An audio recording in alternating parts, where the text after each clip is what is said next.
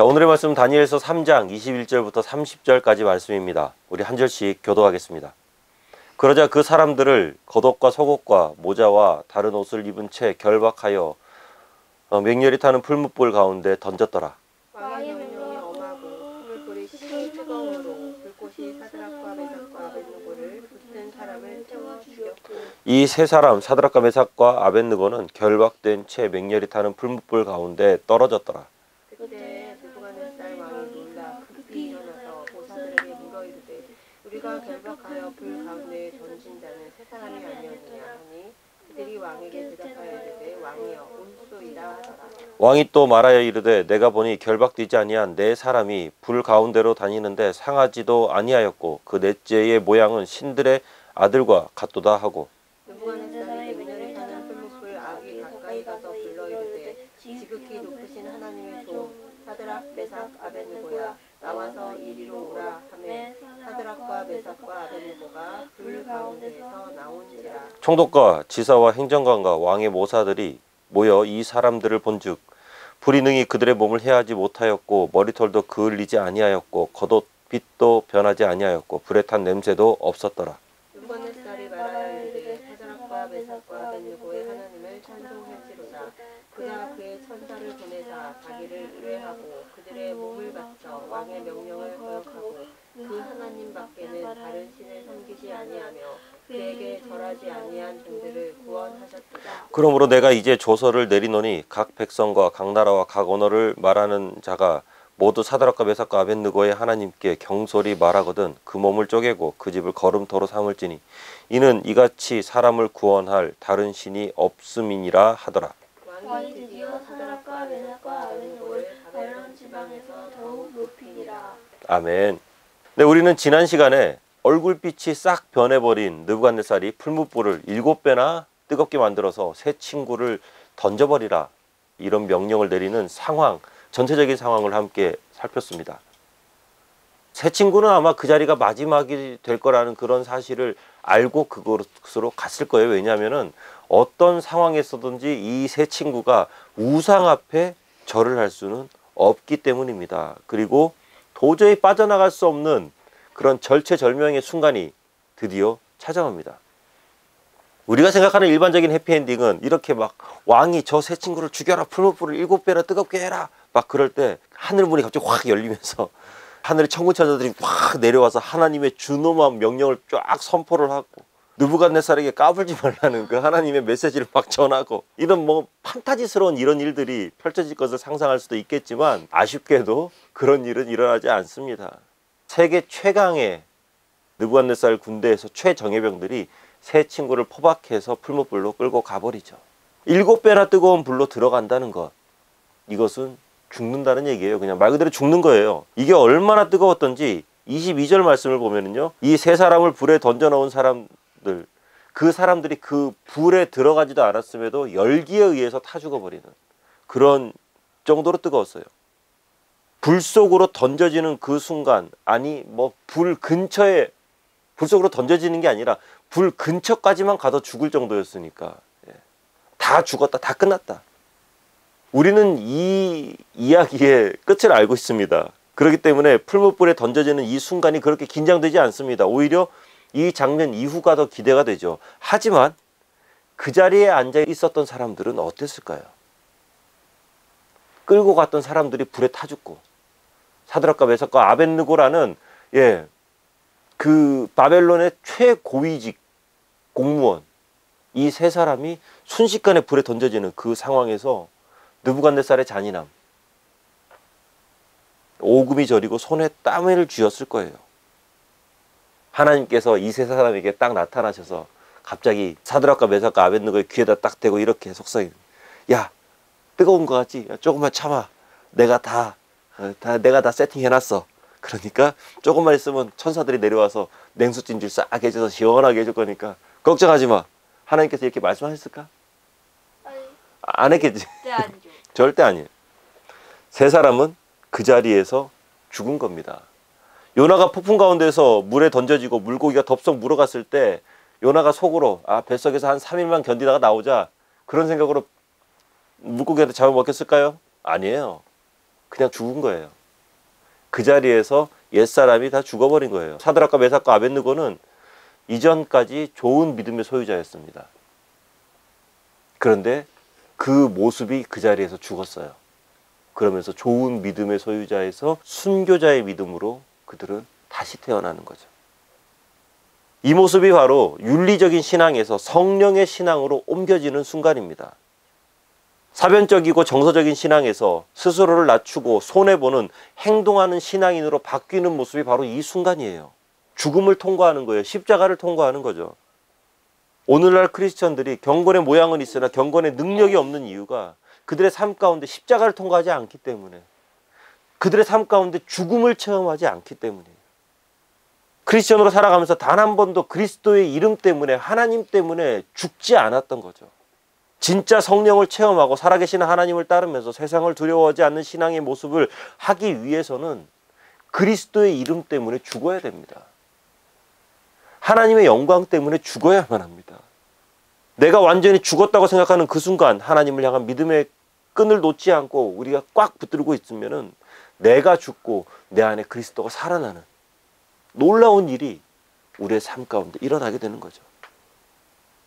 그리고 그렇게 살아가는 사람은요, 하나님께서 지키십니다. 우리 24절 함께 읽어봅니다. 그때에 느부갓네살 왕이 놀라 급히 일어나서 모사들에게 물어 이르되 우리가 결박하여 불 가운데 던진 자는 세 사람이 아니었느냐 하니 그들이 왕에게 대답하여 이르되 왕이여 올소이다 하더라. 왕이 놀라 급히 일어났다. 급히 일어났다의 그 어떤 원어적인 표현을 보면은 용수철처럼 튀어 올라왔다. 느부갓네살은 이 전쟁의 신이라고까지 불렸던 사람입니다. 위험 넘치는 이집트 군대와 싸울 때도, 잔인한 전쟁의 나라였던 아수르 군대와 싸울 때도 눈 하나 깜짝하지 않았던 백전의 용사였던 느부갓네살, 그런 느부갓네살이 깜짝 놀라서 자리를 박차고 벌떡 일어날 수밖에 없는 그런 상황이에요. 결박해서 불 속에 던졌거든요. 그리고 그 결박한 사람들을 끌고 가는 사람마저도 열기에 의해서 죽어버린, 던져지는 순간 죄가 되어야 하는데 살아서 그 불 속을 걸어 다니고 있다라는 거죠. 2세기경에 번역된 아주 오래된 번역본을 보면은 걸어 다니면서 하나님을 찬양했다라고 이렇게 기록되어 있습니다. 그리고 25절 말씀을 보면은 결정적으로 결박이 풀려 있어요. 결박이 풀려 있어요. 사단의 권세가 우리를 묶습니다.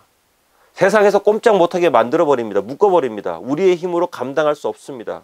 그런데 그런 상황에서 세상에 굴복하지 않고 하나님을 향한 믿음을 가지고 죽음의 불구덩이로 들어가 버리니까 죽지 않고 살아나게 된 건 물론이고 묶고 있던 그 결박이 풀어지는 거죠. 부디 여러분을 묶고 있는 결박이 있다면은 예수 그리스도의 십자가를 통과하면서 완전히 소멸되어져 버리기를 주의 이름으로 축원합니다. 돈 문제로 결박당한 사람이 있습니다. 건강의 문제로 결박당하기도 하고, 직장과 학교의 문제로, 진학의 문제로, 취업의 문제로, 때로는 부모와 자녀 간의 문제나 관계의 어려움 때문에 결박을 당한 분들이 있어요. 그런데 그 모든 결박은요, 우리가 십자가를 통과하게 되면 다 풀어집니다. 그런데 그 장소는 불 속이잖아요. 죽음의 현장에서 풀어지는 거예요. 우리를 옥죄고 죽을 것 같은 위기가 찾아왔다 할지라도 타협하지 않고 끝까지 신앙을 지키면서 불구덩이 속으로 우리가 들어가게 된다면 그 속에서 모든 결박은 풀어지고 하나님께서 이루어지시는 온전한 회복이 이루어질 줄로 믿습니다. 강하고 담대하시기 바랍니다. 자, 그런데 또 우리가 이 24절의 문맥을 잘 살펴보면은 느부갓네살이 놀란 이유가 이 세 사람이 불 속에서 살아있다, 불 속에서 살아있는 것 때문에 놀랐다기보다는 이 문맥을 잘 보세요. 불 속에 누군가 또 있는 것 때문에 놀랍니다. 예.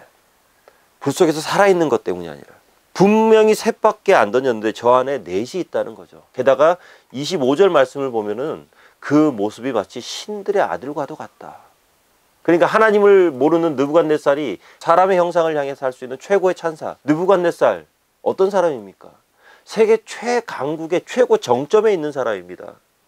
가장 세련되고 멋있는, 어지간한 것들은 눈에 들어오지도 않는 최고의 명품들로만 치장한 사람들이 주변에 쫙 깔려있는, 그리고 그 중에서 가장 정점에 있는 사람이 느부갓네살이에요. 하지만 이 세 친구와 함께 있는 불 속에 있는 그 제4의 인물, 말로 형용할 수 없는 그냥 신의 아들과 똑같다라는 그런 말 말고는 따로 할 말이 없는 너무나도 고귀롭고 영화롭고 젠틀하고 럭셔리하고 화려하고 단정하고 뭐 기품이 있고 귀티가 줄줄 흐르는 뭐 이런 뭐 이외에 또 다른 형용사가 있다면 뭐 다 해도 될 만큼 아무튼 그 앞에서 무릎을 꿇을 수밖에 없습니다.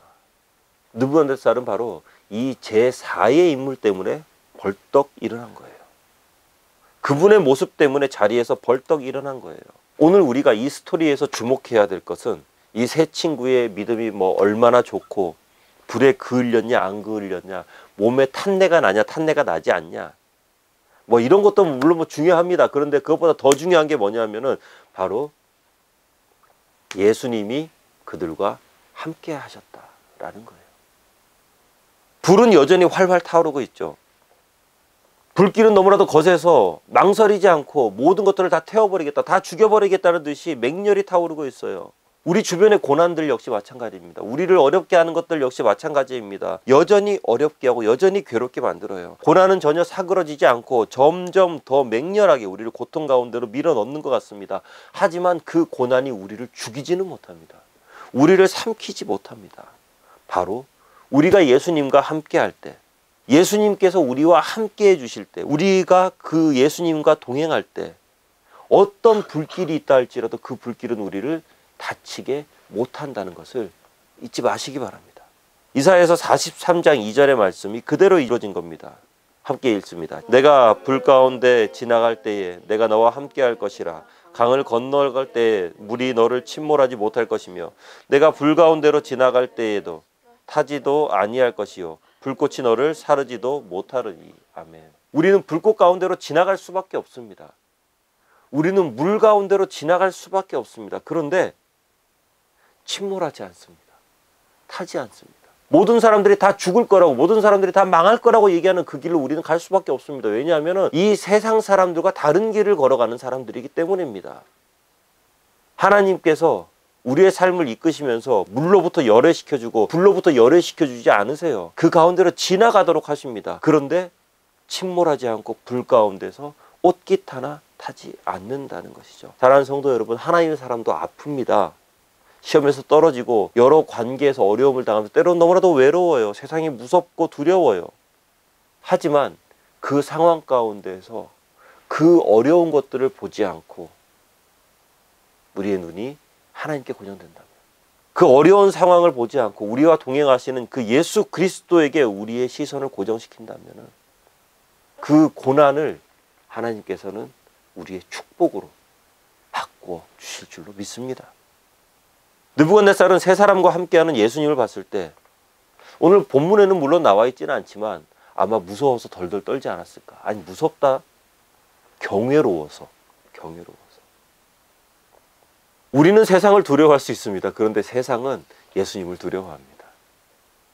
세상은 하나님을 두려워하죠. 우리의 어떠함을 보고 우리를 두려워하는 것이 아니라 우리와 함께 하시는 그 하나님을 두려워하는 거예요. 예수님을 두려워하는 거죠. 우리 안에 내주하시는 성령을 두려워하는 거예요. 어떤 분들은 세상보다 높아지려 하고 세상보다 좀 강해져서 힘을 이렇게. 아니에요. 노력해봐야 우리는 세상을 이길 수 없습니다. 우리의 능력으로는 세상을 이길 수 없습니다. 하지만 우리가 예수님과 동행할 때 세상은 예수님께 굴복합니다.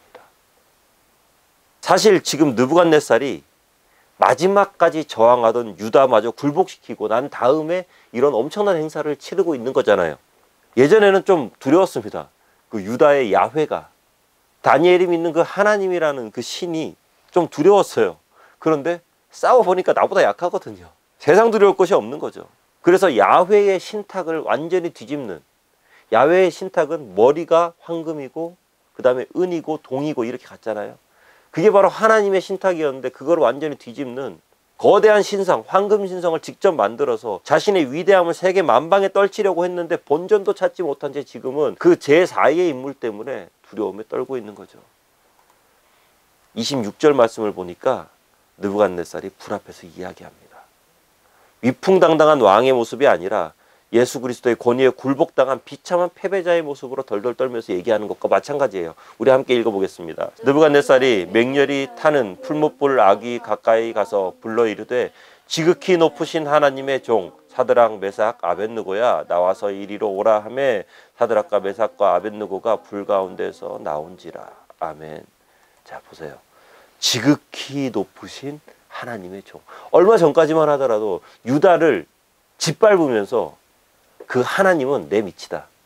싸워보니까 내가 하나님보다 강했구나 라는 것을 스스로 느꼈을 거예요. 그런데 지금 말한 거 보세요. 이 말의 뜻은 이거죠. 지극히 높으신 하나님의 종. 이거는요. 역시 너희들은 내 부하가 아니구나. 그러니까 너희들이 나를 전혀 두려워하지 않고 이렇든 저렇든 간에 나는 절 안 합니다. 라고 통보할 수 있었던 거구나. 너희들은 바벨론의 군사력도 두려워하지 않고 너희들은 이 풀무불마저도 두려워하지 않는구나. 너희들은 나의 부하가 아니라 하나님의 부하였구나. 그리고 27절 말씀을 보면은 그들이 걸어 나오는데 조금도 상하지 않았죠. 우리가 한 가지 또 기억해야 될 건 뭐냐면은 이 장면을 지금 느부갓네살만 보고 있는 것이 아니라 그 자리에 모여 있는 전국 각지에 10만여 명에 가까운 모든 공직자들이, 공무원들이 그 자세를 다 보고 있다는 거죠. 아마도 이 세 사람이 걸어 나올 때 그들은 그 세 사람 앞에서 머리를 조아렸을 거예요. 제대로 그 사람들을 보지도 못할 사람들이 아마 있었을 겁니다. 왜냐하면 그 세 사람이 보이는 게 아니라 그 세 사람과 함께하는 하나님의 영광이 그들을 압도하기 때문입니다.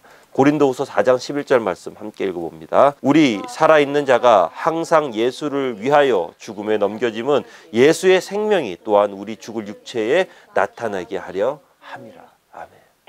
모든 사람들이 풀무불 안에서 죽음을 두려워하면서 쩔쩔맬 때 죽음을 두려워하지 않는 사람으로 인해서 예수 그리스도의 생명이 세상 가운데 드러나게 된다는 것이죠. 사랑하는 성도 여러분, 내가 세상을 압도하고 이길 수는 없습니다. 하지만 크리스천이 세상을 압도하고 이길 수는 있습니다. 왜냐하면 예수님이 함께 하시기 때문입니다. 말씀을 맺습니다. 2024년을 살아가는 우리에게 금신상을 향해서 절해라 강요하는 사람 없습니다.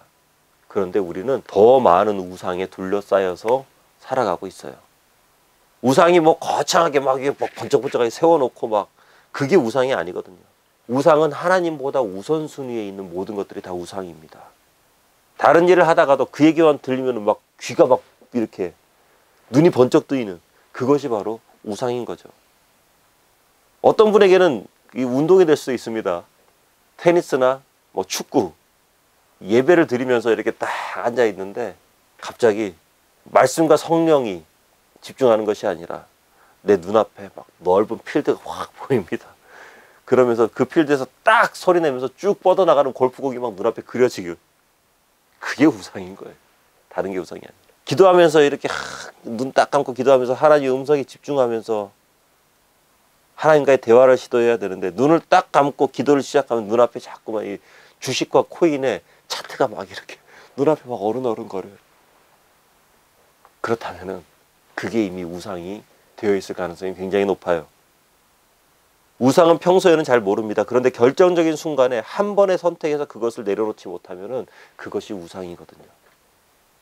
겉으로 드러나서 얼마나 그 사람이 우상 숭배하는 것 같은 막 이렇게 하나님과 상관없는 사람처럼 살아가는 것 같은 그것이 뭐 중요한 게 아니라 자 느부갓네살을 한번 기억해 보세요.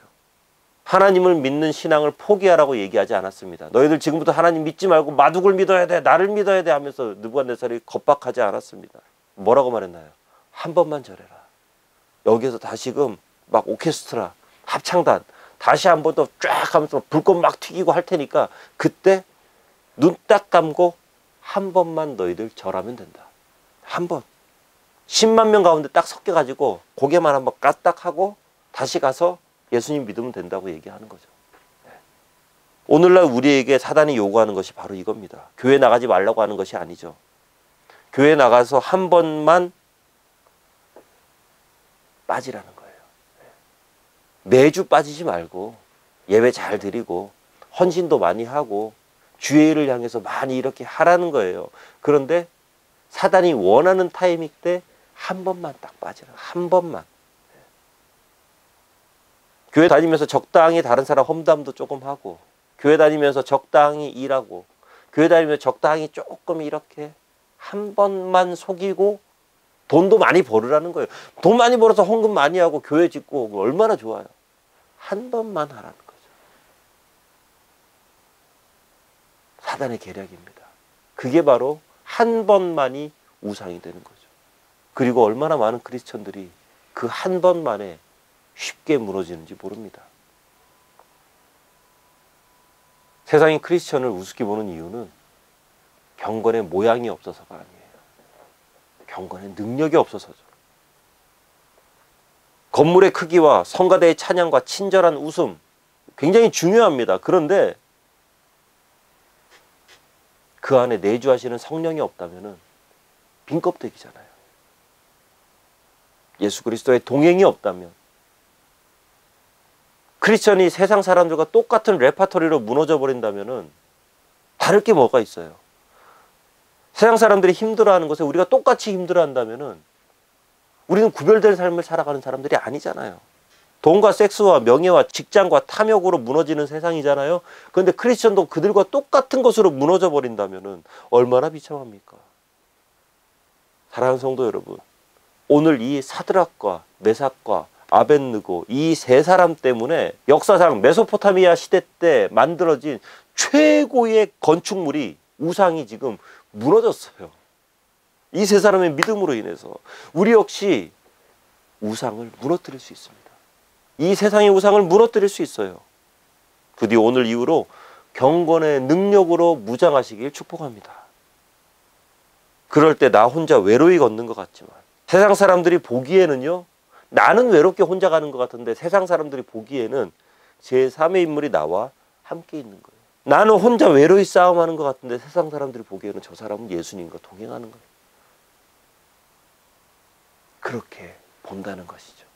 그리고 그 예수님을 경외할 수밖에 없습니다. 그 하나님을 두려워할 수밖에 없습니다. 이 세상 가운데 힘있게 능력있게 살아가는 우리 모두가 되기를 주의 이름으로 축원합니다. 기도하겠습니다.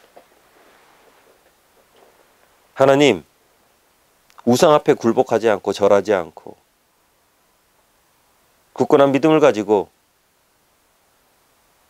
그 믿음의 소신을 지킴으로 인해서 죽을 수밖에 없었던 그들이지만 오히려 그 죽음을 통해서 다시 한 번 더 진리를 보던 신앙을 가지며 그 죽음을 통해서 하나님의 영광을 드러내는 놀라운 일들을 주님 함께 살펴봤습니다.